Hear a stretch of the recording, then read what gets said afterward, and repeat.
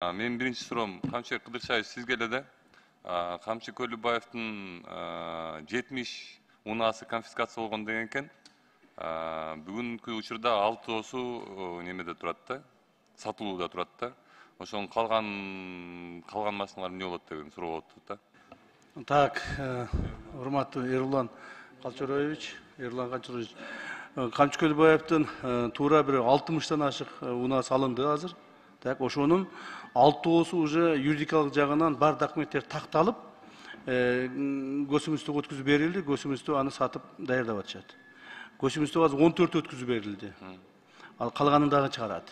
Калган көптөгөн машиналары биз үйүнөн алып чыгып атабыз, офистерден алып чыгып атабыз, подвалдардан алып чыгып атабыз, жанагы пансионаттардан алып келип атабыз. Кээ бирлеринин документтери жок.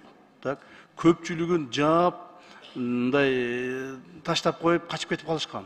Так, ушул бардык ошол Камчы Көлүбаевдин өзүнүн эле эмес, чилендерине, ОПГларга, үй бүлөсүнө жана башкасына, апасына бир нече эмелер, машиналар оформлять этилген. Например, Камчы Көлүбаевдин апасына эмне кереги бар? 5-6 брон машиненин, туурабы? Апасына оформлять этип койгон да. Бирок апасы ооруп жатып, азыр ушу документтерин бербей атат. Бирок ушулардын бардыгын азыр биз не кылып атабыз?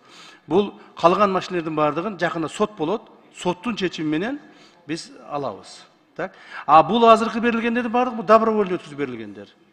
Бир дагы машинеси көчөдө калбайт. 3 кызы 3 машина сурады эле, берген жокмун. Жөнөкөй машина жүргүлө деп, быйымгыларын сурады эле. Аялы бир машинеси сурады эле, аялына бир машинесин бердик. Ушундай. Демек документтер толук бүткөндөн кийин документтер толук бүткөндөн кийин баары өткүзүлдү. Ал машиналардын бардыгы азыркы чыккандар юридически сатып алса боло тургандар. Калгандардын баары биздин короолорубузда турат азырчы. Рахмат.